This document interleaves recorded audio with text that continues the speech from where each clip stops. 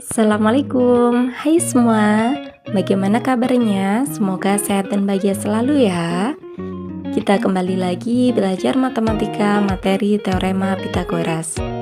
Video ini merupakan video bagian pertama di mana kita akan belajar tentang bagaimana menentukan panjang sisi pada segitiga siku-siku.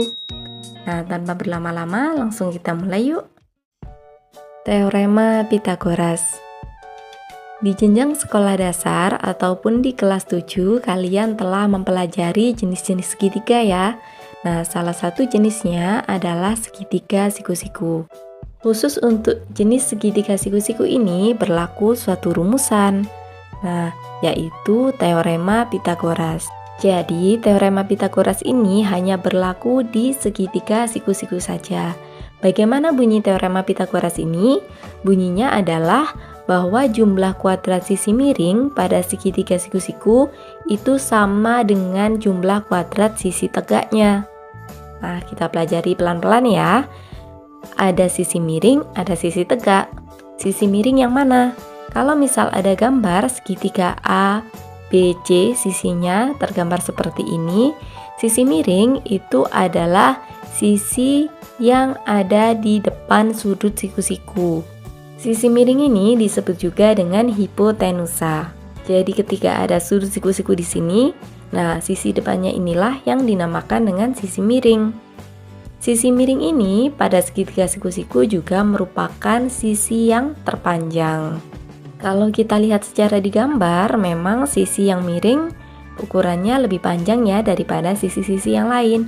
Nah, ukuran pastinya pun juga sama. Jadi sisi miring itu sisi yang terpanjang. Selanjutnya, sisi tegak adalah sisi yang berada pada sudut siku-siku. Jadi, sudut siku-sikunya di sini, sisi yang menempel di sudut siku-siku ini namanya sisi tegak. Yaitu pada gambar ini ada sisi A dan sisi B. Semoga bisa dipahami ya. Kita kembali lagi ke bunyi teorema Pitagoras bahwa jumlah kuadrat sisi miring karena sisi miringnya C, berarti kuadrat sisi miringnya adalah C kuadrat sama dengan jumlah kuadrat sisi tegaknya. C kuadrat sama dengan A kuadrat ditambah B kuadrat. Karena A dan B ini adalah sisi tegaknya. C kuadrat sama dengan A kuadrat ditambah B kuadrat ini merupakan rumusan teorema Pitagoras di mana kita bisa menentukan panjang sisi C-nya. Nah, bagaimana jika yang ditanyakan itu adalah sisi A ataupun sisi B? Jadi, jika ditanyakan sisi tegaknya itu, dari rumus teorema Pitagoras tadi bisa kita turunkan menjadi dua rumus yang lain. Yaitu yang pertama, misal yang ditanyakan adalah sisi tegak A. Maka kita bisa menentukan A kuadrat dengan C kuadrat dikurangi B kuadrat. Ingat, karena C ini sisi yang terpanjang, maka kita kurangi dari C-nya. A kuadrat sama dengan C kuadrat dikurangi B kuadrat. Kalaupun yang dicari sisi B juga sama. B kuadrat sama dengan sisi terpanjangnya tadi adalah C. C kuadrat dikurangi A kuadrat. Jadi kita selalu mengurangkan dari sisi yang terpanjang. Semoga bisa dimengerti ya. Untuk lebih memahami lagi, kita akan lanjut ke contoh soal. Contoh soal yang pertama, tentukan panjang sisi X pada segitiga berikut. Di sini ada sebuah gambar segitiga siku-siku, di mana terdapat sisi X yang akan kita cari berapa panjangnya. Kita jawab ya. Nah, sisi X ini merupakan sisi tegak atau sisi miring ya. Kalau kita lihat dari gambar, sisi X ini ada di depan sudut siku-siku. Berarti yang ditanyakan adalah sisi miring. Nah, sisi miringnya tadi adalah jumlah kuadrat sisi tegak. Jadi jumlah kuadrat dari sisi yang lain. Maka bisa kita tuliskan X kuadrat sama dengan 8 kuadrat ditambah 6 kuadrat. Untuk urutannya mau 8 dulu atau 6 dulu terserah ya. Yang penting yang kita jumlahkan adalah kuadrat dari sisi tegaknya. Jadi kalaupun tertulis 6 kuadrat ditambah 8 kuadrat juga sama saja. Kita lanjut. X kuadrat sama dengan 8 kuadrat itu 64 ditambah 6 kuadrat itu 36. Kita peroleh X kuadratnya sama dengan 64 ditambah 36 itu 100. Nah, 100 ini masih dalam bentuk panjang sisi X yang dikuadratkan. Kalau sisi X-nya saja, berarti 100-nya harus kita akar pangkat supaya pangkat di X-nya hilang.